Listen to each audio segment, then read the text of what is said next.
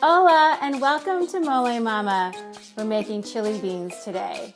Chili beans are a great dish to serve by themselves with some cheese and avocado. You can put them in salads. You can make refried beans with them, or for parties when you're grilling outside. They're a great side dish. Beans are really good for us. They have a lot of nutritional value in them, high in fiber. They're inexpensive and they're easy to make. Super delighted to share this recipe with you today. You can also find it in my new book, Molé Mama, A Memoir of Love, Cooking, and Loss. It's a story of my mom and I and all the cooking we did together, so that recipe is in there as well. These beans were the best beans that she made. What makes them so amazing is we make everything from scratch, of course. We're gonna add bacon to them. We're gonna cook up some ground beef. So does some chorizo, so that spicy pork sausage that I like to use in a lot of my recipes. We use peppers and onions and garlic. We throw this into a giant pot with cooked beans. We let it all simmer for about 3 hours, and what you have left is bean magic. It really is. I first wanted to tell you a little bit about making beans from scratch. I grew up never eating canned beans. It was something that she pretty much always did every single week. We had fresh beans. She kept them on the stove. She had this whole little thing where she'd boil them at night. They never got refrigerated, and she'd use what she needed, and that was magic that I don't know how she did, and they never spoiled, and she swore they were fine. I've never tried that. To make your own homemade beans, all you do is you buy dry beans. You can buy these at any grocery store. This recipe usually calls for pinto beans, but I usually am a little bit sassy and would play with my mom's recipes. And I really love these pink beans. They're called pinquitos, and they're from a region in California on the Central Coast where I grew up. And they're just a little bit plumper than pinto beans, similar in taste, maybe a little sweeter.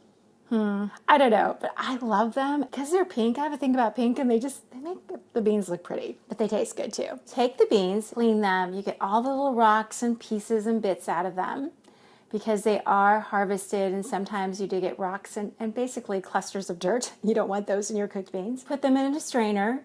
You run water through them until they run clean, and then you put them in a large pot. You put some sea salt in them, and you soak them overnight. So that's what I did to mine. And then when I woke up this morning, I turned on the stove. I got them boiling, and then I turned the heat down. You don't want to keep them boiling and raging boiling because they will boil over your stove. Also guilty of done that. Turn down the heat a little bit, let them keep cooking, and they were done in 3 hours. Don't let them run out of water, and you'll be fine. If you do burn them, throw them out and start over. That bitter, awful taste, you really can't get that out of the beans. They're pretty much wasted. I am cooking 6 pounds of beans. I'm making a lot of beans for a party that I'm going to in a couple of weeks, and they're easy to make like I'm doing in advance and throw them in the freezer. It's great to make beans from scratch. They're really delicious.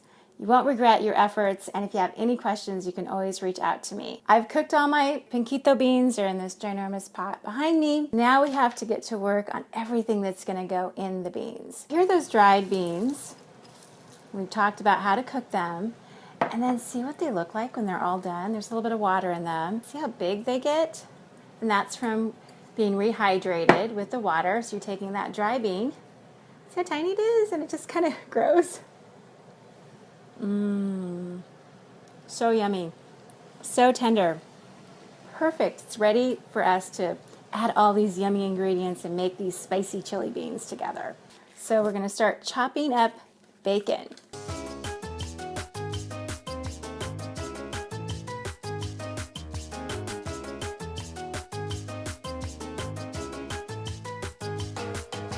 Our bacon is cooking and it's frying, it's getting crispy. We'll take a look at that in a moment. And while that's happening, we're going to be chopping up our red peppers and our yellow peppers. My recipe calls for red peppers, but you can use red, yellow. I'm not a big fan of the green, but basically any pepper you want to.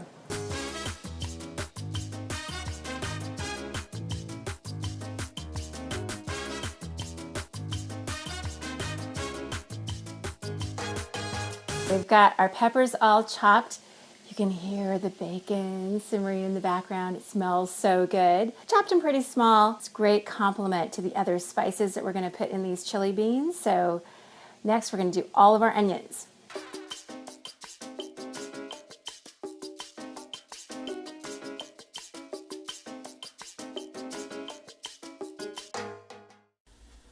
Our bacon is done, and I'm going to take it out. I'm using a spoon that has, it's draining out a lot of the fat as I pull it off out of the pot. And then I'm putting it into a bowl that has a paper towel in it to help absorb some of that excess fat.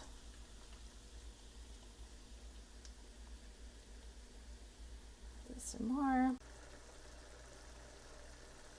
Here's our bacon, and it is cooling and all the fat's draining out of it.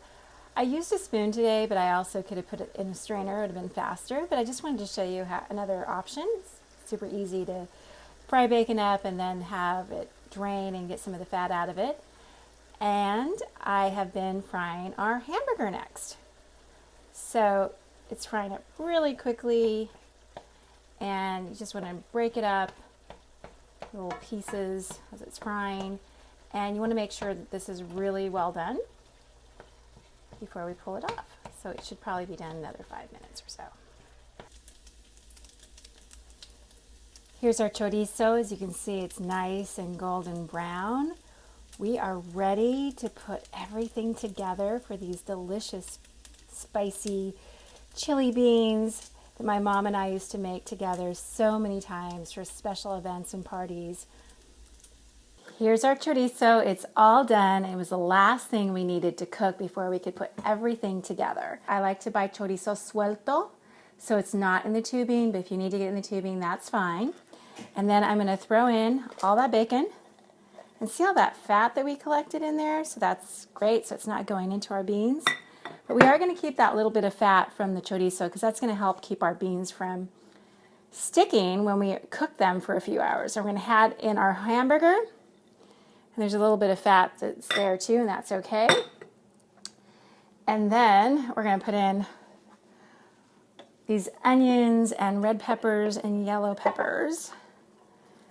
And yeah, I'm making a lot of beans. I might have chosen a bigger pot, but it'll all cook down in a minute. We'll be fine. So I'm going to throw this on the stove so it can start cooking.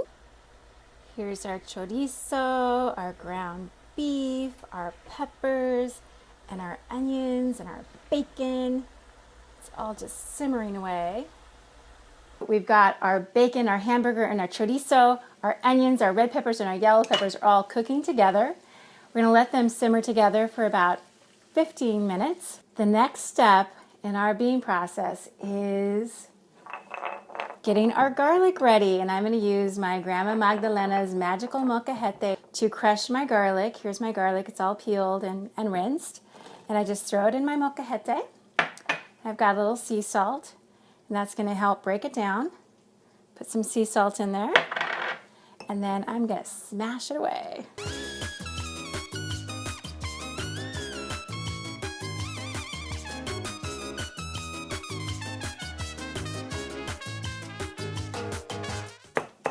There you go. It's completely crushed. So it just took me a couple of minutes. I crushed 2 whole heads of garlic because I'm making so many beans today. And we're going to add that in last to our mixture on the stove. So what makes these beans so special, in addition to all the other ingredients that we've been working on, is the spices that you put in. This is California red chili powder.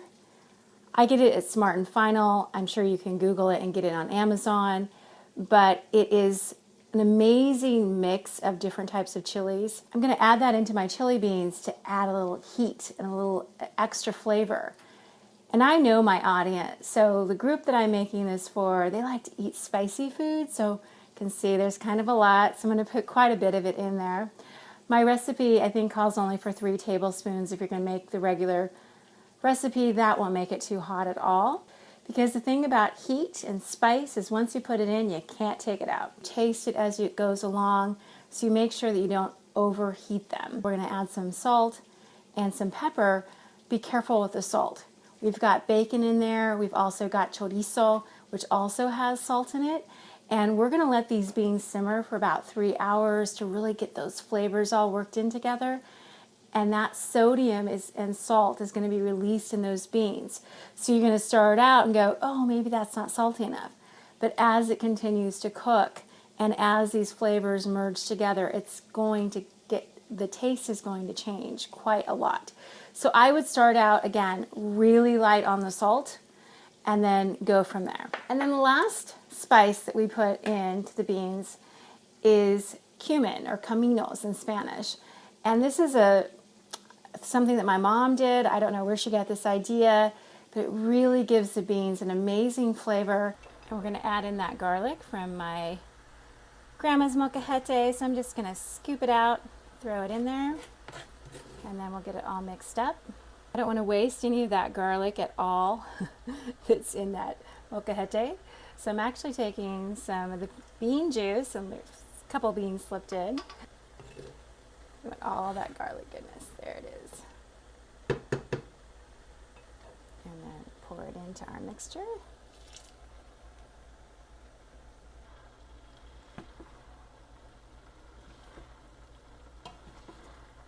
Yum! Minutes, and really all you want it to do is just kind of start the process for the onions and the peppers, because it's going to cook a long time with the beans, but I just like to mix it in kind of quick. We're going to add this into this giant, it is a giant, see look, that pot of beans that I cooked this morning and only took 3 hours, and look at those beans, they're gorgeous. The color's gorgeous. Okay, so I've dumped it into my beans, which are also warm already. And now I'm going to mix it up. I just poured it into the top, and I'm going to mix them in with the beans.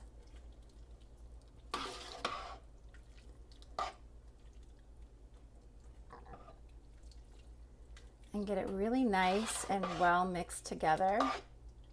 And then we're going to bring it to a boil and turn down the heat. If you want it to look a little richer and have that great color that we're going to get when we start adding in that chili powder, you can use paprika, and that's going to give you a rich color without giving you the heat. I'm going to add in the chili powder now, and like I said, I was going to be a little bit generous. I just poured it on there, and that's just a start, right? So I'm going to keep tasting it as we go along, and as all these flavors start being released, to see how it's coming along. We're adding a little bit of those caminos. It's just a little bit. Again, where we're going to start.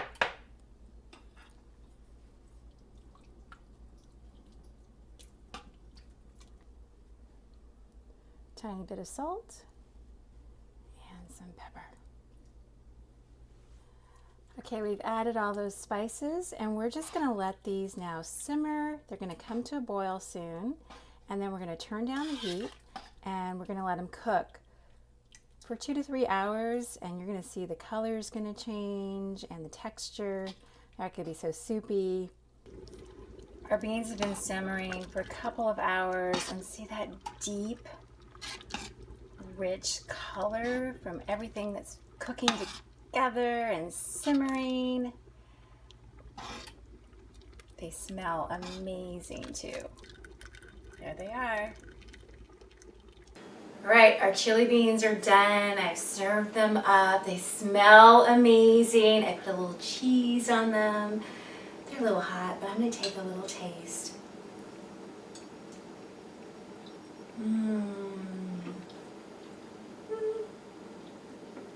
Oh yeah, I'm so having this for dinner. Thanks so much for joining us. If you decide to make this recipe, please put pictures to Instagram or Facebook. If you have any questions, please reach out. And I know that if you make these for your friends and your family, you're going to be making them on a regular basis because you're going to love them. I hope you enjoy them. Que Dios te bendiga. May God bless you. Bye.